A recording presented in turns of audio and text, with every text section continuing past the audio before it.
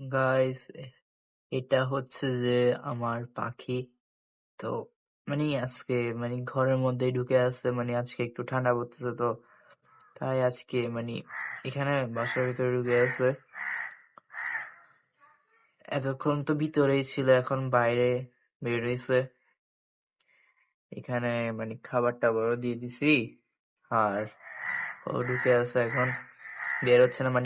আমি এখন যদি চলে যাই, ও নিশ্চয় এখন বের হয়ে যাবে। এই যে চোখটা একবার দেখো, কত বড় বড় করে দেখায় আছে।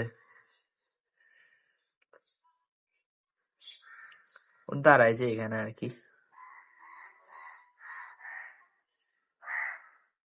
এই যে ও এখানের মধ্যেই থাকে। হ্যালো,